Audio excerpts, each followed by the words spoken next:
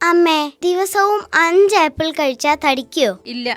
ആവൂ, എങ്കിലിനി എല്ലാ ദിവസവും 5 ആപ്പിൾ വീതം കഴിക്കണം. മിണ്ടാതെ നിൽക്കടാ. നിനക്ക് ഫ്രൂട്ട്സ് വാങ്ങാനല്ല ഇപ്പൊ വന്നത്. അച്ഛന് സുഖമില്ലാത്തതല്ലേ, അദ്ദേഹത്തിനാ ഫ്രൂട്ട്സ്. സുഖമില്ലാത്തവർക്ക് മരുന്നും ഗുളികയും പോരെ, വെറുതെ ആവശ്യമില്ലാത്ത ഓരോ ശീലങ്ങള്. അതെ, 1 കിലോ മുന്തിരി വേണം. നല്ലതാണല്ലോ. നല്ലതാണ് ചേച്ചി. വിഷം തളിച്ചതൊന്നും അല്ലല്ലോ, എന്റെ ഭർത്താവിന് കൊടുക്കാനാ. അയ്യോ, ഈ മുന്തിരിയിൽ വിഷം തളിച്ചിട്ടില്ല. ഇത് ശുദ്ധമായ മുന്തിരിയാ. വിഷം നമുക്ക് അടുത്ത കടയിൽ നിന്ന് വാങ്ങാമേ, അല്ലെങ്കിൽ വേണ്ട. ചേട്ടാ, വിഷം തളിച്ച മുന്തിരി ഏത് കടയിൽ കിട്ടും? എന്റെ അച്ഛന് കൊടുക്കാനാ. ഓ, ഇവനെ കൊണ്ട് ഞാൻ തോറ്റു. ചേട്ടാ, ഈ മുന്തിരിയുടെ തൊലി കഴിക്കാൻ കൊള്ളുവോ? പിന്നില്ലാതെ മോനെ, ഫ്രൂട്ട്സിന്റെ തൊലികളിലാണ് വിറ്റമിൻസ് കൂടുതലുള്ളത്. മോന് ഇഷ്ടപ്പെട്ട ഫ്രൂട്ട്സിന്റെ പേര് പറയൂ. ചക്ക. ചക്കയോ?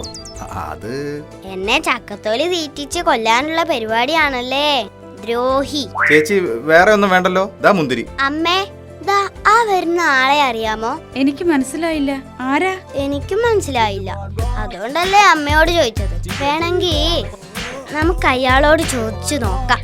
അപ്പൊ അറിയാലോ ആളാരാണെന്ന്. ദേ, മിണ്ടാതെ എന്റെ കൂടെ നടന്നോണം. പരിചയമില്ലാത്തവരോട് അങ്ങനെയൊന്നും സംസാരിക്കരുത്. ചേട്ടാ, ഒന്ന് നിന്നേ. ചേട്ടനെ എനിക്കും അമ്മയ്ക്കും മനസ്സിലായില്ല. ചേട്ടൻ ആരായെന്ന് ചേട്ടനോട് ചോദിക്കുന്നത് മോശമാണ് താനും. അതുകൊണ്ട് ചേട്ടൻ ആരാണെന്ന് ചേട്ടനോട് ചോദിക്കുന്നില്ല. ഇനി ചേട്ടൻ ബൈക്കോ? ക്ഷമിക്കണം, ഇവൻ ഇങ്ങനെയാ. ഒന്ന് വാടാ ഇവിടെ. എടാ, നിനക്ക് നല്ലവണ്ണം നടന്നൂടെ? ഞാൻ പിന്നെ വളഞ്ഞാണോ നടക്കുന്നത്? ദേ, നമ്മുടെ ബൈജു ചേട്ടൻ വരുന്നു. ആ, ചേച്ചി എവിടുന്നാ? കുറെ നാളായല്ലോ കണ്ടിട്ട്. കണ്ടിട്ട് കുറെ നാളായി, പക്ഷേ വാർത്തകളൊക്കെ ഞങ്ങൾ അറിയുന്നുണ്ട്. എന്ത് വാർത്ത? അവൻ പറഞ്ഞത് നേരാ. നീ അമ്മായിയമ്മയെ ജനലിലൂടെ പുറത്തേക്ക് എറിഞ്ഞെന്ന് കേട്ടു. മോശമല്ലേ ബൈജു? ആലോചിക്കാതെയാണോ ഇങ്ങനെയൊക്കെ പ്രവർത്തിക്കുന്നത്? ഒരുപാട് ആലോചിച്ചതിന് ശേഷമാവും എടുത്തു പുറത്തേക്ക് എറിഞ്ഞത്. അത് ചേച്ചി, എനിക്കൊരു അബദ്ധം പറ്റിയതാ. അബദ്ധമോ? അമ്മായിയമ്മയെ ജനലിലൂടെ പുറത്തെറിയുന്നതാണോ അബദ്ധം? സോറി ടിന്റു മോനെ. എന്ത് സോറി? താഴെ കൂടെ പോകുന്ന ആരുടെയെങ്കിലും തലയിലാണ് വീണതെങ്കിലോ?